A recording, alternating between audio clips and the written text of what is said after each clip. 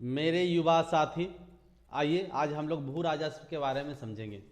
भू राजस्व ये आधुनिक काल का बहुत ही महत्वपूर्ण टॉपिक है। भू राजस्व, भू राजस्व अर्थात भूमि से जो राजस्व प्राप्त किया जाता है उसको भू राजस्व कहते हैं। इसे हम लोग लगान भी कहा जाता है, कर कहा जाता है, टैक्स, जो टैक्स हुआ करता था।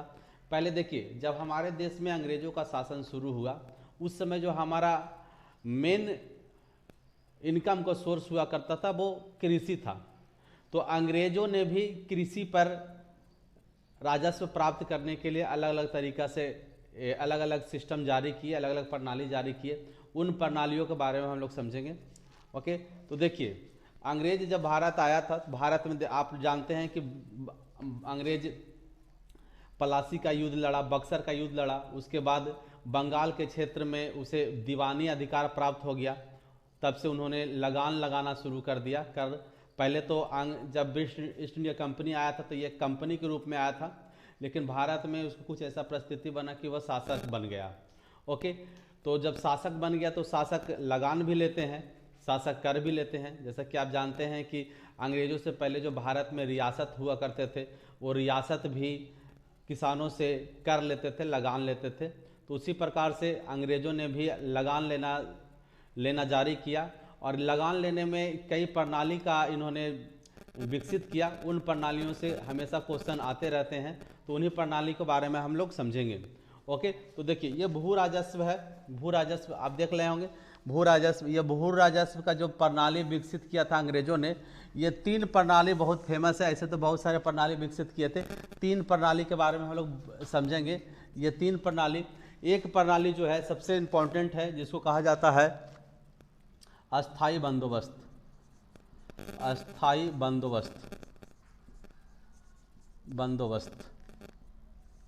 अस्थाई बंदोबस्त। दूसरा है रैयतवाड़ी बंदोबस्त, रैयतवाड़ी बंदोबस्त। तीसरा है महालवाड़ी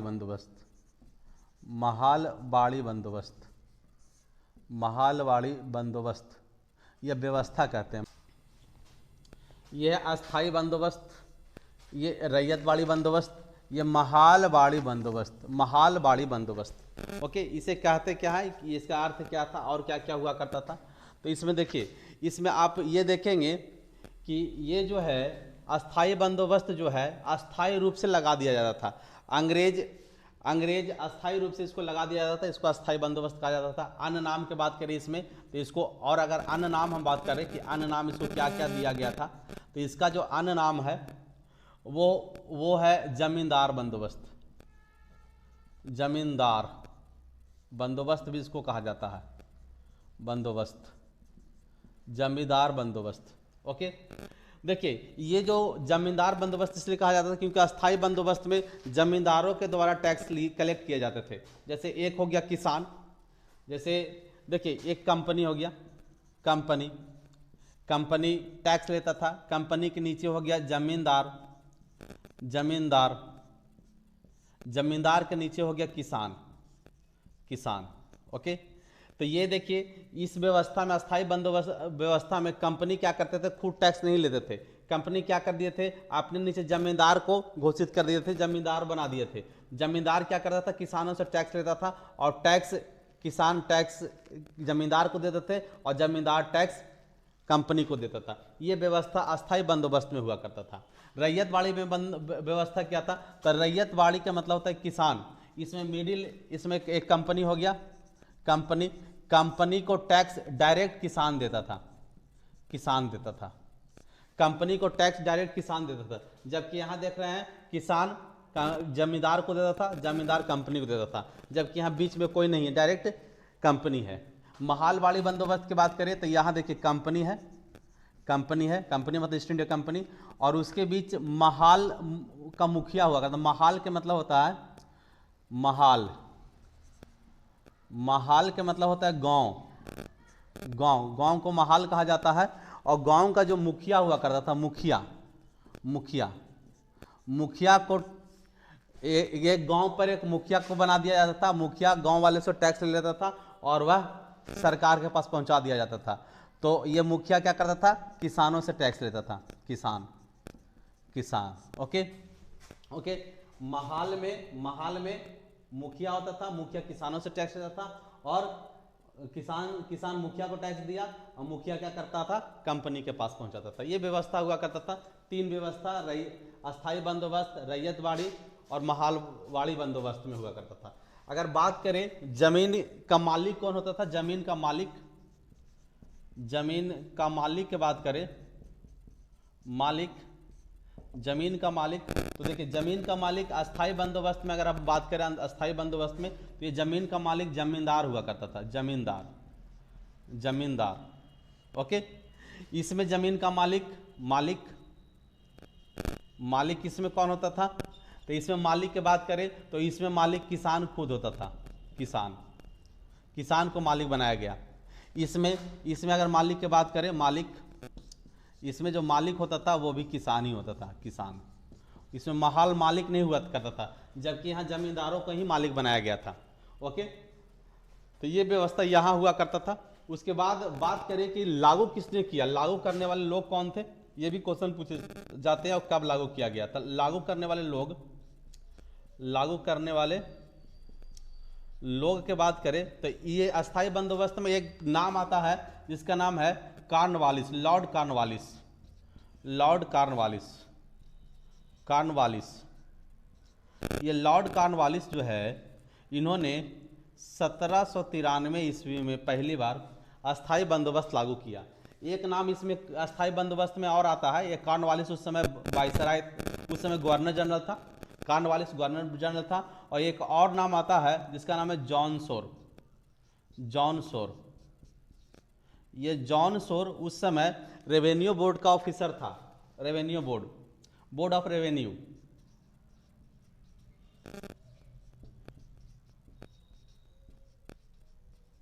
रेवेन्यू का अध्यक्ष। ये व्यक्ति मिलकर के, ये 2 नाम आते हैं इसमें अस्थाई बंदोबस्त लागू करने वाले में। तो एक कॉर्नवालिस डायरेक्ट जो गवर्नर जनरल था, और एक जॉन सोर 1793 ईस्वी में लागू किया गया था। रैयतवाड़ी बंदोबस्त की बात करें तो रैयतवाड़ी बंदोबस्त में भी 2 व्यक्ति का नाम आता है। एक है कैप्टन रीड, एक नाम आता है कैप्टन रीड, और एक और नाम आता है थॉमस, एक नाम आता है थॉमस मुनरो। कैप्टन रीड और थॉमस मुनरो,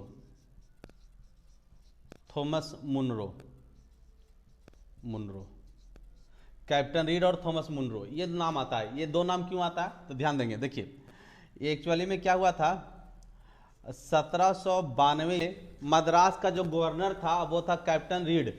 इन्होंने एक ही क्षेत्र, मद्रास में एक क्षेत्र है बरामहल कहते हैं इसको, बरामहल। ये कहाँ, मद्रास में था, मद्रास में। तो इसी क्षेत्र में, एक छोटा सा क्षेत्र में इन्होंने लागू किया था रैयतवाड़ी बंदोबस्त। रैयतवाड़ी में क्या होता था, किसानों से डायरेक्ट कर लिया जाते थे, ये बंदोबस्त लागू किया था।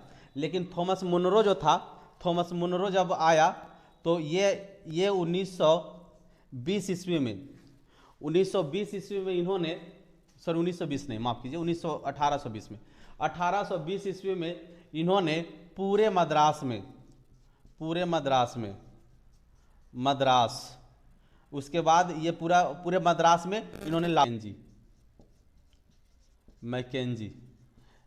मैकेंजी ने 1922 ईस्वी में, सॉरी 1900 नहीं, 1822 ईस्वी, माफ कीजिए, बार 19 बोल देते हैं, 1822 ईस्वी में इन्होंने लागू किया था। और इसका जो क्षेत्र लागू किया था, किस क्षेत्र में किया था, तो ये जो क्षेत्र था पंजाब,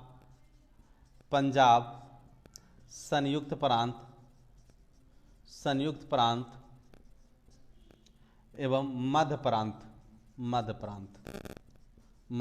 में इन्होंने लागू किया था। ओके, अर्थात पूरी तरह हम लोग क्षेत्र की अगर बात करें, पूरा क्षेत्र की बात करें तो देखिएगा क्षेत्र में, देखिए क्षेत्र की बात करें तो देखिए, अगर आप देखे होंगे भारत के अगर छोटा सा मैप बनाते हैं तो ये देखिए, ये अस्थाई बंदोबस्त कहाँ लागू हुआ, तो ये बंगाल के क्षेत्र में लागू हुआ। कहाँ, बंगाल के क्षेत्र में। बंगाल में बंगाल में कहाँ, बंगाल, बंगाल कहाँ, बिहार, और कहाँ, उड़ीसा, उड़ीसा। और इधर में एक क्षेत्र है अवध में, वाराणसी, वाराणसी, वाराणसी।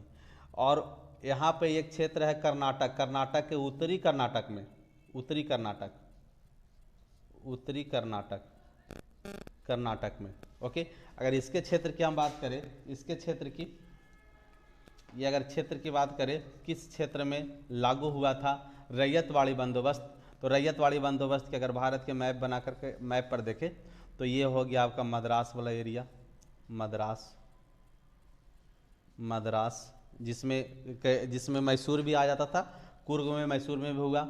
इधर में आपका एक क्षेत्र आता है जो है बम्बई, बम्बई में एक क्षेत्र, इधर में आप आइएगा तो असम है, असम, असम। ये 3 क्षेत्र में लागू हुआ था।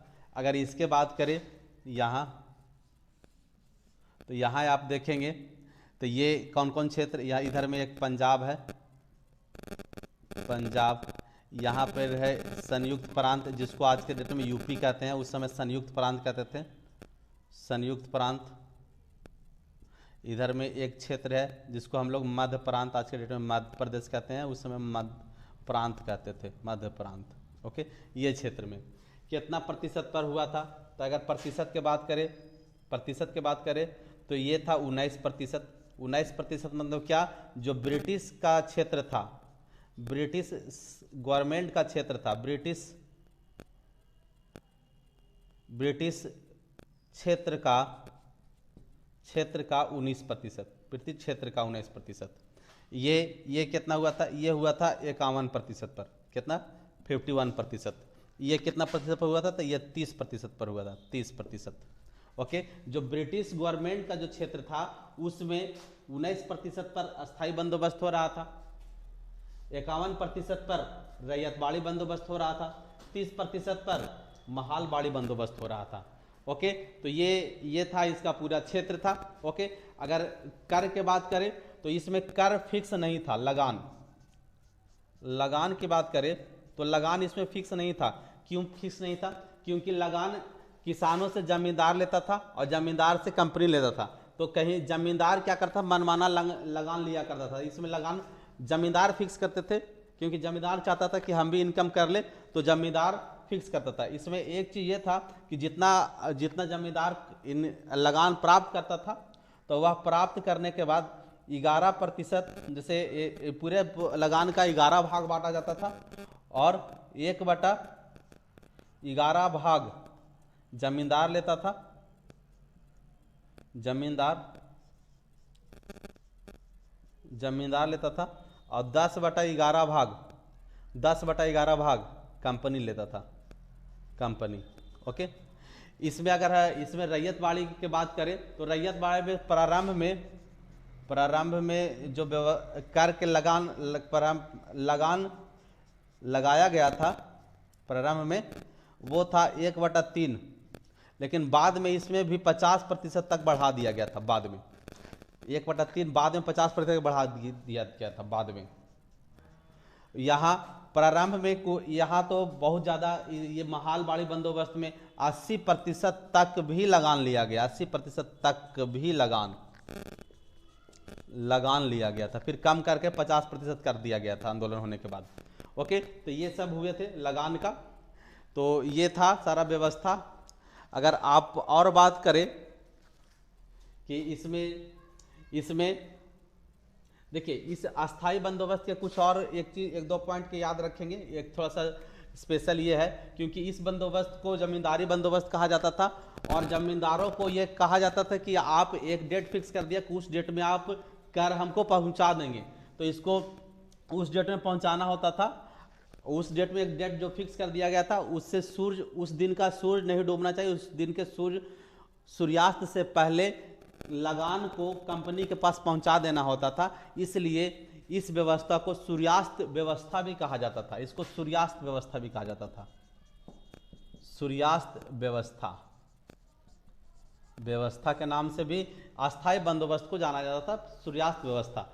अगर जमींदार सूर्यास्त से पहले पहुंचाते नहीं थे, जो भी उसका लगान होता था तो क्या किया जाता था कि उससे जमींदारी छीन करके किसी दूसरे जमींदार के पास बेच दिया जाता था। ओके, इसलिए जमींदार को इसमें मालिकाना हक जमींदार को दिया गया था, क्योंकि जमींदार के जमींदारी को खरीद बिक्री भी किया जाता था।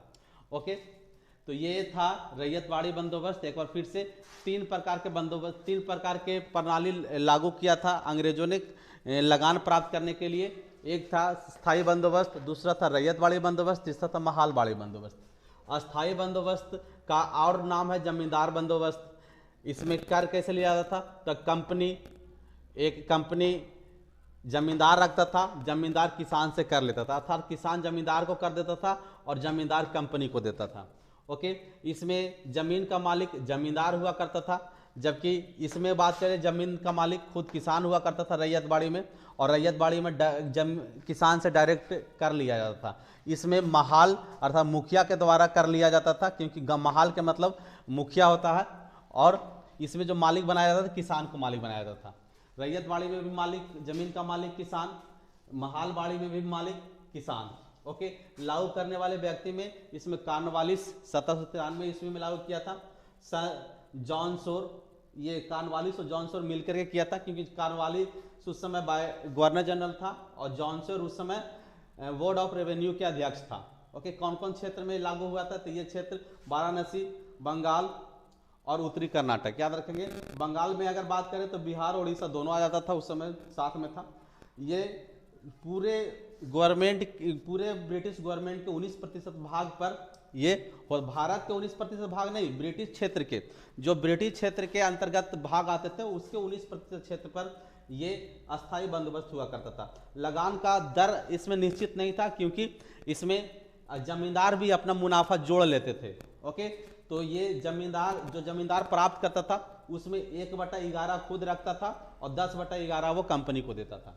इसमें अगर इसके बात करें कौन लागू किया था, तो कैप्टन रीड लागू किए, और 2 नाम आता है, एक थॉमस मुनरो, एक कैप्टन रीड। थॉमस मुनरो ने ब्राह्महल, मद्रास में एक छोटा सा क्षेत्र है ब्राह्महल, वहां लागू किया था 1792 ईस्वी में, और थॉमस मुनरो ने 1820 ईस्वी में पूरे मद्रास में लागू किया। उसके बाद यह और कई क्षेत्रों में लागू हुआ, जैसे पूरे मद्रास में लागू हुआ, बंबई में लागू हुआ, असम में लागू हुआ। ये ब्रिटिश के 51% भाग पर लागू हुआ था। इसमें लगान का दर स्टार्टिंग में रखा गया था 1/3 अर्थात 33%, और बाद में यह 50% कर दिया गया था। इसमें अगर व्यक्ति के नाम जिन्होंने लागू किया था तो एक है हॉर्ट मैकेंजी, उन्होंने 1822 ईस्वी में लागू किया। और ये कौन कौन क्षेत्र में हुआ था, तो देखिए ये पंजाब का क्षेत्र हुआ, सीमांत प्रांत, ये हो गया आपका संयुक्त प्रांत, ये हो गया मध्य प्रांत, और इसमें 30% क्षेत्र पर ये लगान लिया जाता था। ये व्यवस्था था, महालवाड़ी बंदोबस्त 30% क्षेत्र पर था।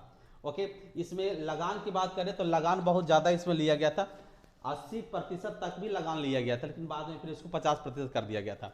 तो ये व्यवस्था था, तीनों व्यवस्था को आप समझ चुके होंगे। इसमें सबसे अधिक ये क्वेश्चन पूछा जाता है कि सबसे अधिक किस क्षेत्र में, ये कौन सा व्यवस्था सबसे अधिक क्षेत्र में था, तो ये रैयतवाड़ी बंदोबस्त जो था वो सबसे अधिक क्षेत्र में था। ओके, तो आपने ये तीनों व्यवस्था को समझ चुका होगा, अस्थायी बंदोबस्त, रैयतवाड़ी बंदोबस्त और महालवाड़ी बंदोबस्त। ठीक है, ये क्वेश्चन, इससे हमेशा क्वेश्चन आते रहते हैं। ओके, इसके बाद मैं और कुछ इसी तरह का पॉइंट वाइज वीडियो लाता रहूँगा। आप मेरे वीडियो को देखिए और इससे प्यार दीजिए, अपने दोस्तों के पास भी इसको फैलाइए। अगर आप हमारे वीडियो में नए हैं तो कृपया कर इसे सब्सक्राइब अवश्य करें, क्योंकि सब्सक्राइब करेंगे तभी आपको नए वीडियो का नोटिफिकेशन आएगा। चलिए, बहुत बहुत धन्यवाद पूरे वीडियो देखने के लिए।